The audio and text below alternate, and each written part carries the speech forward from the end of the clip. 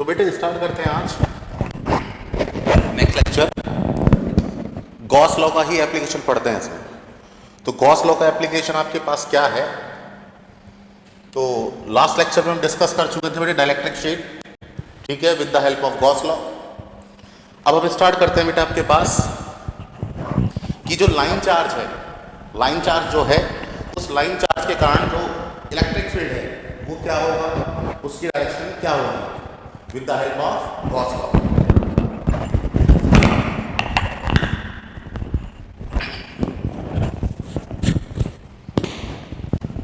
तो सबसे पहले हम डायरेक्शन पढ़ते हैं बेटे। लाइन चार्ज होता क्या है, जो बेटे किसी लाइन पर हो, जिसको आप लीनियर चार्ज भी बोल सकते हैं, उसकी लेंथ आपके पास क्या है बेटे, इनफाइनाइट है।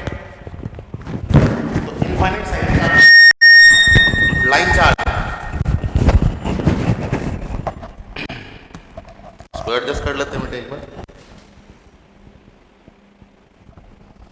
तो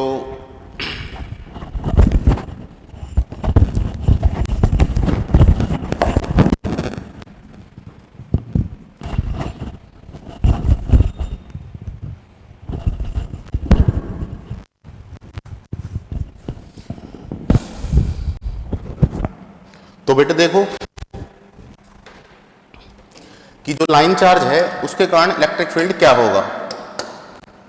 तो एप्लीकेशन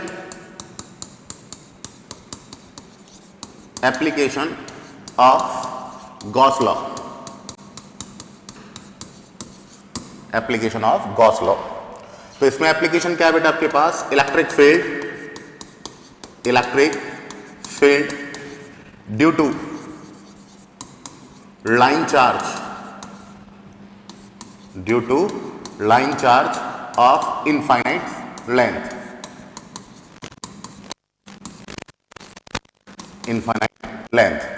तो बेटा आपके पास जो लाइन चार्ज है वो इनफाइनाइट लेंथ का है, उसके कारण आपको इलेक्ट्रिक फील्ड निकालना है, ठीक है। तो इलेक्ट्रिक फील्ड बेटे किस तरह से निकालते हैं, लाइन चार्ज जो है, तो सबसे पहले हम निकालते हैं डायरेक्शन कि इलेक्ट्रिक फील्ड की डायरेक्शन क्या होगी। डायरेक्शन तो बेटे पहले डायग्राम ड्रॉ करते हैं कि आपके पास डायग्राम क्या है। तो देखिए, सपोज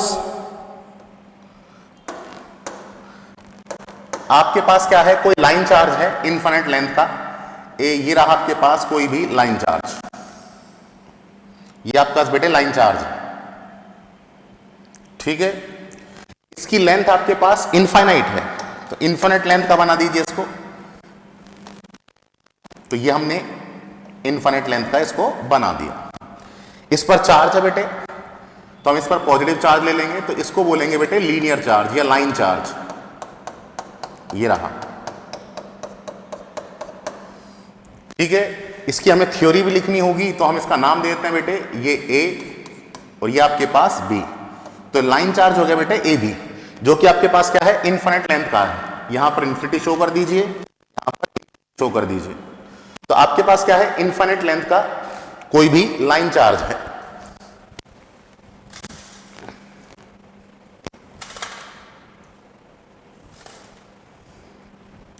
तो इनफाइनाइट लेंथ का जो बेटे लाइन चार्ज है, ये रहा इन्फिनिटी लेंथ का।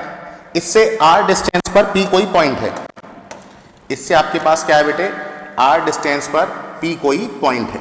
ये मैंने आर डिस्टेंस पर पी कोई पॉइंट लिखा, ये इसकी डिस्टेंस क्या है बेटे, आर है, ये पॉइंट पी, ठीक है। ये आपके पास ओ हो गया। तो ये जो लीनियर चार्ज है, लाइन चार्ज है इनफाइनाइट लेंथ का, इससे आर डिस्टेंस पर पी कोई पॉइंट है, ठीक है। इस पॉइंट पी पर मुझे इलेक्ट्रिक फील्ड की डायरेक्शन निकालनी है प्लस इसकी वैल्यू निकालनी है। तो डायरेक्शन निकालने के लिए आपने क्या किया, देखिए ये जो बेटे पॉइंट चार्ज है, इस पॉइंट चार्ज ने इस वायर को दो पार्ट में ब्रेक कर दिया, एक तो बेटे अपवर्ड पार्ट और एक डाउनवर्ड पार्ट, ऊपर वाला पोर्शन और नीचे वाला पोर्शन।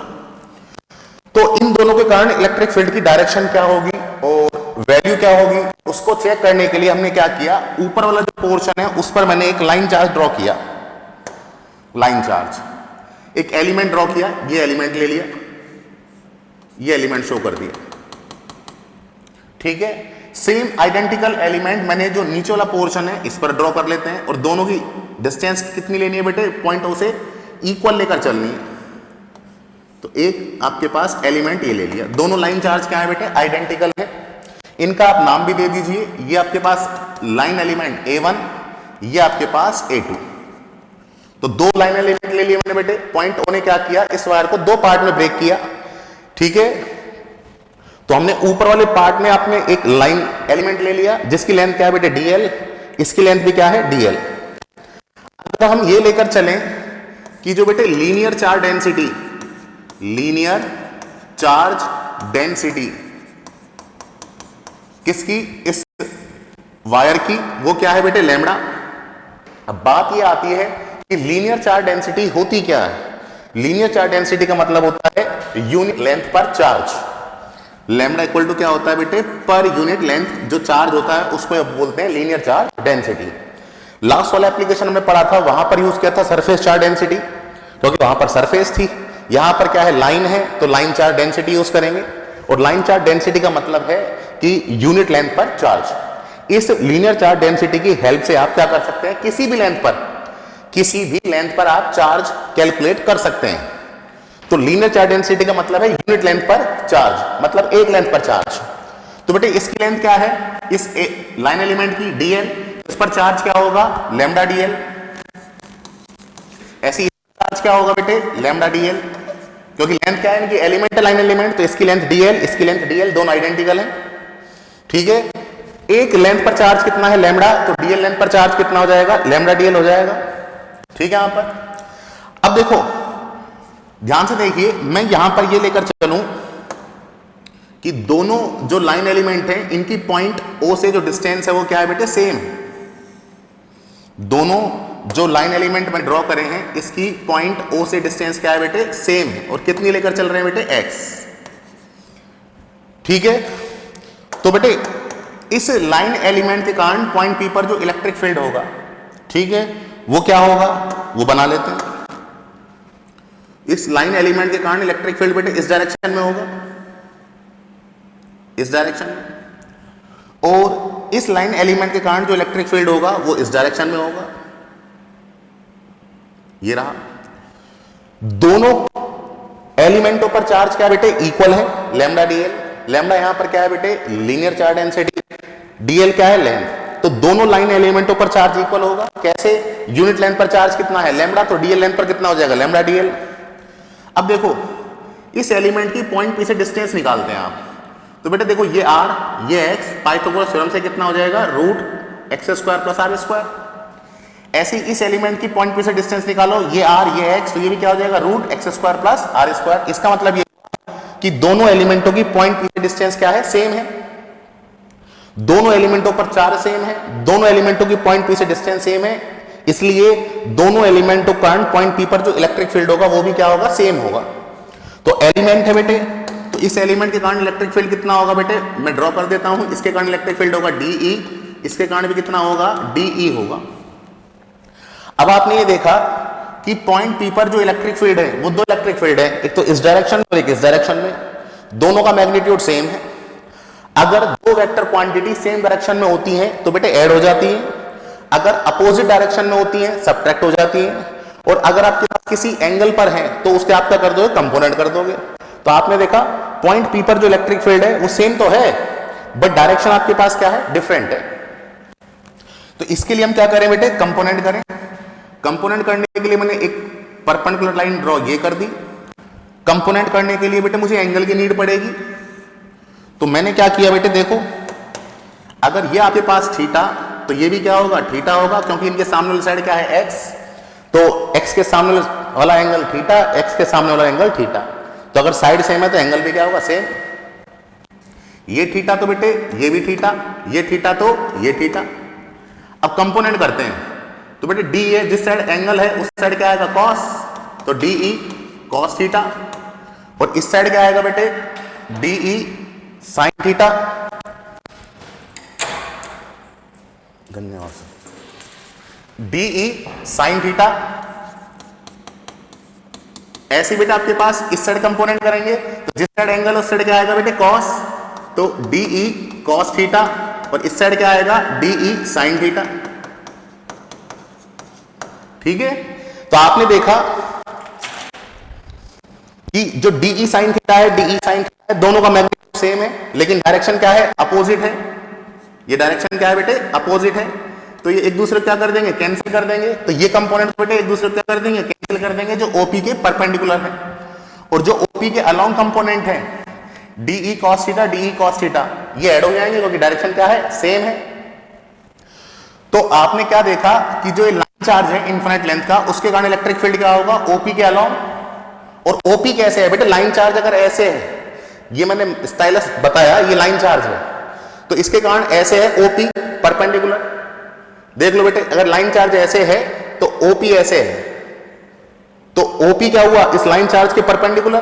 तो ये जो DE cos theta, DE cos theta क्या है, वो OP के अलोंग, और OP क्या है, परपेंडिकुलर। तो हमेशा लाइन चार्ज जो होगा उसके कारण इलेक्ट्रिक फील्ड जो होगा वो कहां होगा, हमेशा परपेंडिकुलर होगा। ठीक है, तो इस तरह से हम डायरेक्शन कैलकुलेट करते हैं।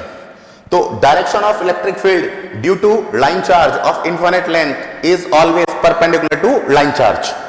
ठीक है, तो ये हमारा डिस्कस हो गया कि डायरेक्शन क्या होगी। ये यूज होगी बेटा, आगे डेरिवेशन करेंगे जब, उसमें यूज होगी कि लाइन चार्ज के कारण जो इलेक्ट्रिक फील्ड की डायरेक्शन है वो हमेशा क्या होगी, लाइन चार्ज के परपेंडिकुलर होगी। कैसे, ये लाइन चार्ज रहा इनफिनिट लेंथ का, पॉइंट O से R डिस्टेंस पर भी कोई पॉइंट है, उससे आपके पास x डिस्टेंस पर ऊपर एक एलिमेंट है, नीचे कोई एलिमेंट है। इस एलिमेंट की पॉइंट पे से डिस्टेंस क्या होगी, सेम होगी। दोनों एलिमेंटों पर चार्ज क्या है, इक्वल है। तो दोनों एलिमेंटों का इलेक्ट्रिक फील्ड भी क्या होगा, इक्वल होगा, लेकिन डायरेक्शन क्या होगी, डिफरेंट होगी। डिफरेंट होगी तो आपने क्या किया, अगर उसको कंपोनेंट में ब्रेक करें तो OP के परपेंडिकुलर जो कंपोनेंट है वो तो आपके पास क्या है, मैग्नीट्यूड में सेम है, डायरेक्शन में क्या है, अपोजिट है। तो एक दूसरे को क्या कर देंगे, कैंसिल कर देंगे। और OP के अलोंग जो कंपोनेंट है वो आपके पास क्या है, मैग्नीट्यूड और डायरेक्शन में क्या है, सेम है, तो वो ऐड हो जाएंगे। तो हम कह सकते हैं जो डायरेक्शन होगी इलेक्ट्रिक फील्ड की हमेशा लाइन चार्ज की क्या होगी, परपेंडिकुलर होगी। तो ये तो हो गया बेटा आपके पास लाइन चार्ज के कारण इलेक्ट्रिक फील्ड की डायरेक्शन का कंसेप्ट। अब हम पढ़ते हैं बेटे इलेक्ट्रिक फील्ड की वैल्यू क्या होगी, तो हम उसको पढ़ते हैं बेटे with the help of Gauss law. तो डायरेक्शन हो गई। अब हम निकालते हैं बेटे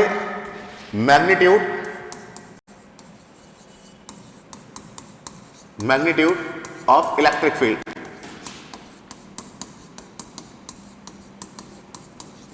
मैग्नीट्यूड ऑफ इलेक्ट्रिक फील्ड। तो बेटे इलेक्ट्रिक फील्ड के कारण जो आपके पास लाइन चार्ज है, लाइन चार्ज के कारण जो इलेक्ट्रिक फील्ड होगा उसकी वैल्यू निकालते हैं।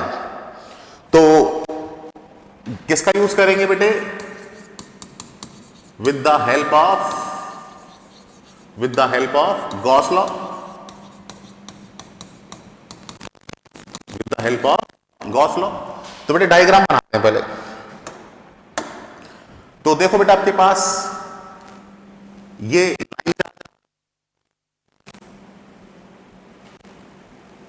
लाइन चार्ज है, ये आपके पास लेंथ क्या है बेटे, इनफिनिट लेंथ का है। तो इनफिनिट लेंथ का है तो बेटे इसको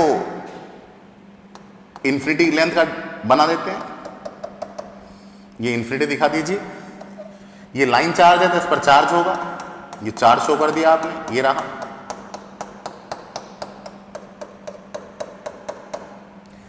इससे आपके पास क्या है बेटे, R डिस्टेंस पर P कोई पॉइंट है, R डिस्टेंस पर P कोई पॉइंट है, R डिस्टेंस पर P कोई पॉइंट है। इधर मुझे क्या करना है, वैल्यू निकालनी है इलेक्ट्रिक फील्ड की। तो बेटे गॉस लॉ से अगर आपको निकालना है, तो गॉस लॉ के लिए तो बेटा आपको क्या चाहिए, गॉस लॉ के लिए हमेशा आपको क्लोज सरफेस चाहिए, जिसे आप क्या बोलते हैं बेटे, गॉसियन सरफेस। जिसे आप क्या बोलते हैं, गॉसियन सरफेस। तो गॉसियन सरफेस हम गॉसियन सरफेस बेटे इस टाइप से बनाते हैं कि आपके पास जो सरफेस हो वो कैसी हो, सिमेट्रिकल हो, चार्ज भी आपके उसमें सिमेट्रिकल है। तो इसके लिए हमने क्या किया, हम एक सिलेंडर बनाते हैं क्लोज सरफेस के लिए। तो हमने बेटे एक सिलेंडर ड्रॉ किया। तो सिलेंडर किस तरह से ड्रॉ करते हैं वो देखिए, थोड़ी बड़ा ही डायग्राम बनाता हूं मैं। मैंने सिलेंडर इस तरह से ड्रॉ किया,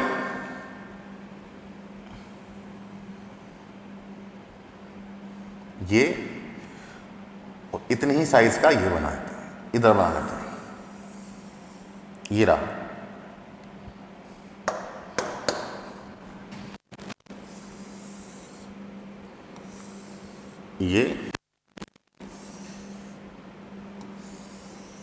ये सिलेंडर मैंने बना लिया। तो बेटे सिलेंडर मैंने इस तरह से बनाया है, सिमेट्रिकल है ये। कैसे? ये पॉइंट O है, इस पॉइंट O से आप बीच में से ब्रेक कट करो इसको, तो आधा चार्ज ऊपर आधा चार्ज नीचे। ऐसे ही आपके पास क्या होगा, अगर इसको इस तरह से कट करोगे तो बेटे हाफ पोर्शन इधर हाफ पोर्शन इधर, तो हम डायग्राम ऐसे बनाते हैं क्लोज सरफेस का कि वो सिमेट्रिकल हो, उसको कहीं से भी कट करो सिमेट्री आ जाए। इस जो सिलेंडर है बेटे, इसकी जो लेंथ है बेटे वो आपके पास क्या है, L है। ये हमने अपनी तरफ से कंसीडर की। इस सिलेंडर की लेंथ क्या है बेटे, L है। मुझे करना क्या है, इलेक्ट्रिक फील्ड निकालना। तो बेटे मैंने क्लोज सरफेस मान ली पॉइंट P पर, और कैसी मानी है ये, cylindrical Gaussian surface, cylindrical Gaussian surface, Gaussian surface. और उसकी लेंथ क्या मानी है बेटे मैंने, L। तो देखो हम यहां पर थ्योरी लिखें, to determine electric field, to determine electric field due to line charge of infinite length, due to line charge of infinite length, we consider a cylindrical Gaussian surface, cylindrical Gaussian surface। तो किस तरह से आपने calculate करी है, taking line charge as its axis, कि बेटा हमें क्या करना है, इस लाइन चार्ज के कारण इलेक्ट्रिक फील्ड कैलकुलेट करने के लिए हमने एक सिलेंड्रिकल गॉसियन सरफेस कंसीडर की। और किस तरह से करी कि जो लाइन चार्ज है आपके पास उसको आपने क्या माना, इसकी एक्सेस माना। ठीक है, अब देखिए, if linear density, charge density is lambda and length of cylindrical Gaussian surface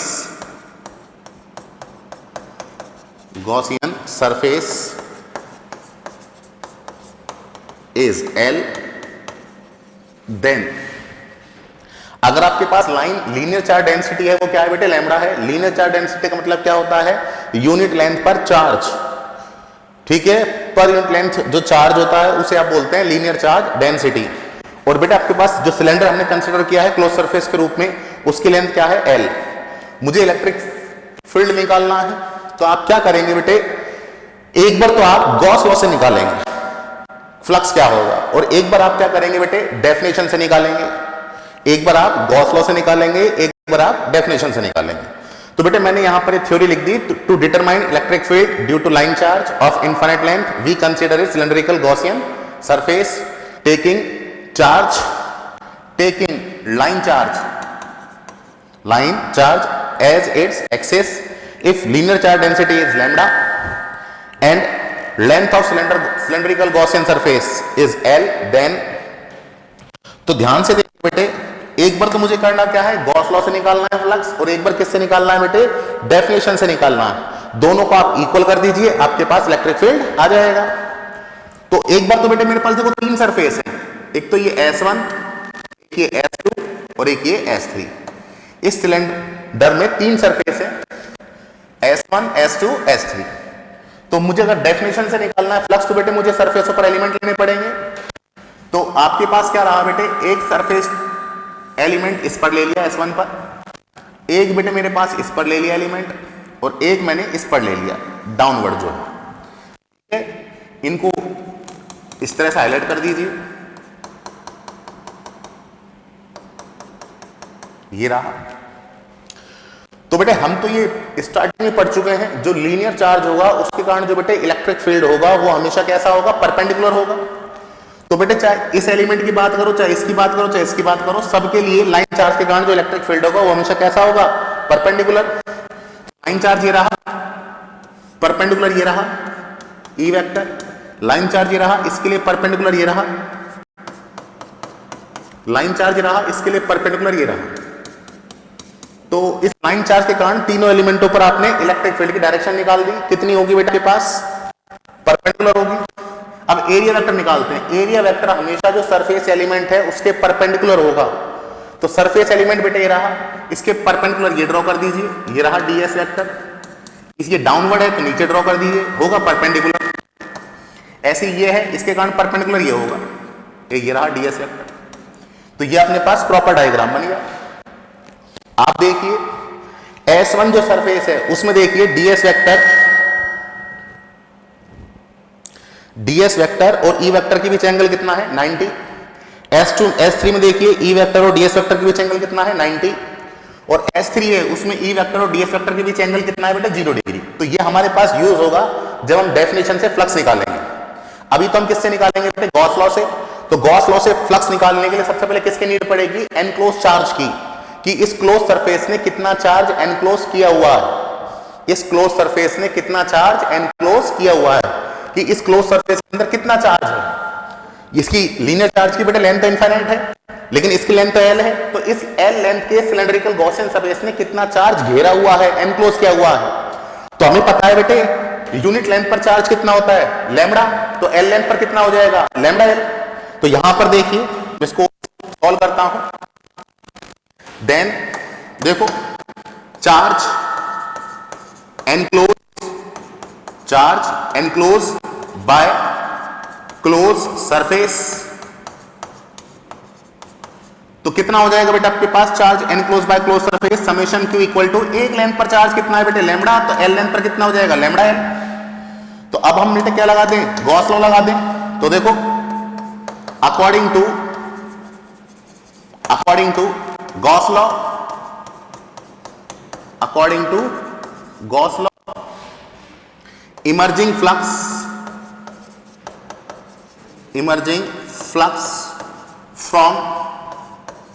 from close surface कितना हो जाएगा बेटे, इमर्जिंग फ्लक्स क्लोज सरफेस से। ये हम निकाल लेते हैं बेटे। गॉस लॉ के अकॉर्डिंग क्या होता है, phi equal to summation q upon epsilon naught. Next step, phi equal to आपके पास समेशन क्यू कितना है बेटे, lambda L upon epsilon naught. तो ये बेटे मेरे पास क्या आ गया बेटे, फ्लक्स आ गया। ये मेरे पास क्या आ गया, फ्लक्स आ गया। ठीक है, ये क्वेश्चन नंबर 1। और किसकी हेल्प से आ गया बेटा आपके पास, गॉस लॉ की हेल्प से आ गया। उसके लिए मैंने क्या किया, charge enclose by close surface वो निकाला, और उससे मेरे पास क्या आ गया बेटे, फ्लक्स आ गया। अब हम निकालते हैं बेटे डेफिनेशन से। तो डेफिनेशन से देखिए बेटा आपके पास क्या हो जाएगा, डेफिनेशन से नेक्स्ट पेज पर आते हैं। तो हम लिखते हैं according to definition of electric flux.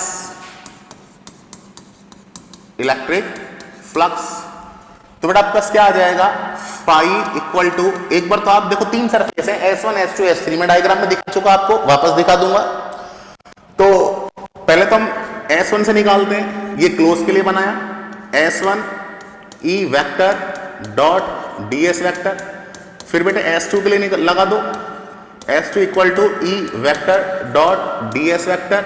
फिर S3 के लिए लगा दो, S3 equal to E vector dot ds vector. ठीक है, अच्छा इसमें वापस दिखाया तो मैं आपको डायग्राम में। S1 में देखिए बेटे, S1 में देखो ds वेक्टर और E वेक्टर के बीच एंगल कितना है, 90। S2 में देखो E वेक्टर और ds वेक्टर के बीच एंगल कितना है, 0। और S3 में क्या है, E वेक्टर और ds वेक्टर के बीच एंगल कितना है, 90। तो इसको लगा देते हैं आप, देखिए। तो यहां से देखो E ds फर्स्ट के लिए बेटे कितना है, cos 90, ये S1। सेकंड के लिए कितना था बेटे, डिग्री, तो S2 E ds cos 0 degree, और थर्ड के लिए क्या है 90, तो आपके पास आ गया E ds cos 90, ये आपके पास आ गया S3। तो बेटे cos 90 की वैल्यू क्या होती है 0, तो फाई इक्वल टू 0 हो गई, प्लस यहां से E बाहर निकालिए, इंटीग्रेशन के अंदर क्या रह गया ds cos 0 की वैल्यू 1, और ये थर्ड टर्म्स क्या हो गई cos 0 की वैल्यू 90। नेक्स्ट देखिए बेटे फाई इक्वल टू क्या रह गया बेटा आपके पास E इंटीग्रेशन ds, किसके लिए S2 के लिए। तो देखो बेटा आपके पास में वापस डायग्राम पर आते हैं, S1 और S2 से तो कोई फ्लक्स निकलेगा ही नहीं, क्योंकि बेटे ds वेक्टर और E वेक्टर के बीच एंगल कितना है 90 है। S2 में देखिए E वेक्टर और ds वेक्टर के बीच एंगल कितना है 0 डिग्री, S3 से निकलेगा नहीं क्योंकि 90 है। यहां से देखिए ये S2 पर ये एलिमेंट ये माना है, ये वाला एलिमेंट, इसका मुझे इंटीग्रेशन करना है, तो इसका बेटे टोटल क्या आ जाएगा एरिया, सरफेस एरिया टोटल, और बेटे सिलेंडर के लिए टोटल सरफेस एरिया क्या होता है ये आपको पता होना चाहिए 2 पाई आर एच, ठीक है 2 पाई आर एच। कैसे निकालते हैं बेटे, एरिया ही तो है, एरिया क्या होती है लेंथ इंटू हाइट, तो बेटे देखो सिलेंडर है बीच वाला, एरिया क्या होता है 2 पाई आर, और हाइट क्या है इसकी h, तो 2 पाई आर एच, तो h की जगह बेटे क्या है l है, तो इसका एरिया क्या हो जाएगा 2 पाई आर एल, ये आपको याद रखना। तो इसको आपको सॉल्व करोगे तो फाई इक्वल टू क्या आ जाएगा बेटे E into 2 pi R H, और h के लिए क्या ले लेंगे बेटे l, ये रहा। तो बेटे ये तो हमारे पास किससे आ गया डेफिनेशन से आ गया, उससे पहले हमने किससे निकाला था लॉ से निकाला था, गॉस लॉ, दोनों को इक्वल कर दो आप, तो करते हैं बेटे देखो, तो हम यहां पर लिखते हैं बेटे equation number first and second. तो इक्वेशन नंबर जो सेकंड है उससे फ्लक्स कितना है E into 2 pi R L, ये रहा, और इक्वेशन नंबर फर्स्ट से जो फ्लक्स है वो कितना है lambda L upon epsilon not, L से एल कैंसिल आउट। नेक्स्ट देखिए बेटे E इक्वल टू आपके पास क्या आ गया 1 upon 2 pi R epsilon naught, और बेटे ये लैम्डा, ठीक है। इसको और सिंप्लीफाई करते हैं, तो आपके पास क्या हुआ बेटे, हम तो ये जानते हैं बेटे 1 अपॉन 4 पाई एप्सिलॉन नॉट होता है, और ये आपके पास क्या है 1 अपॉन 2 पाई एप्सिलॉन नॉट है। तो आपने क्या किया 2 से तो मल्टीप्लाई कर दिया, 2 से मल्टीप्लाई कर दिया, 2 से क्या कर दिया डिवाइड कर दिया, तो ये आपके पास बन गया 4 पाई एप्सिलॉन नॉट, पहले लिख लो, और ये r। तो आप देखिए बेटे 1 अपॉन 4 पाई एप्सिलॉन नॉट क्या होता है k, तो E इक्वल टू आपके पास ये तो हो गया 2, 1 अपॉन 4 पाई एप्सिलॉन नॉट की जगह लिख दो k लैम्डा अपॉन r, तो ये आपके पास क्या आ गया बेटे इलेक्ट्रिक फील्ड आ गया due to line charge of infinite length. तो इस टाइप से था बेटे, इसमें सबसे पहले आपने डायरेक्शन निकाली थी, सबसे पहले आपके पास डायरेक्शन निकाली थी जो कि परपेंडिकुलर होगी, फिर हमने क्या किया इसकी वैल्यू निकालने के लिए सबसे पहले क्लोज सरफेस कंसीडर की। क्लोज सरफेस बेटा ऐसी होनी चाहिए कि वो क्या हो आपका सिमेट्रिकल हो, तो उसके लिए हमने क्या बनाया सिलेंड्रिकल गॉसियन सरफेस बनाई। फिर यहां पर मैंने क्या किया इसकी लेंथ कंसीडर की, इसकी लेंथ कितनी है बेटे l, मुझे क्या है चार्ज एनक्लोज चाहिए, तो मुझे पता है यूनिट लेंथ पर जो चार्ज होगा उसे आप बोलते हैं लीनियर चार्ज डेंसिटी, तो एक लेंथ पर चार्ज क्या है लैम्डा, तो एल लेंथ पर कितना हो जाएगा लैम्डा एल, तो हमने लिख दिया था कितना चार्ज एनक्लोज पे हुआ लैम्डा एल। फिर आपने गॉस लॉ लगा दिया, गॉस लॉ से आपके पास क्या आ गया phi equal to lambda L upon epsilon naught. फिर आपने डेफिनेशन के लिए निकाला, डेफिनेशन बेटे ये होती है, अप्लाई करा, cos 0 जहां पे था वहां 1 हो गया, cos 90 वहां पर 0 हो गया, सॉल्व किया, ये सरफेस एरिया आ गया सिलेंडर का कितना होगा 2 पाई आर एल, एक बार लॉ से निकाला एक बार डेफिनेशन से निकाला, दोनों को आपने इक्वल किया, तो मेरे पास ये इलेक्ट्रिक फील्ड आ गया। तो बेटे ये दोनों ही क्वेश्चंस इंपॉर्टेंट हैं, एक तो आपके पास इनफाइनाइट साइज की जो बेटे चार्ज शीट है एक तो वो, और एक ये लाइन चार्ज वाला गॉस लॉ, ये दोनों ही क्वेश्चन इंपॉर्टेंट है। तो बेटे बाकी के टॉपिक हम नेक्स्ट लेक्चर में पढ़ते हैं। ओके बेटे।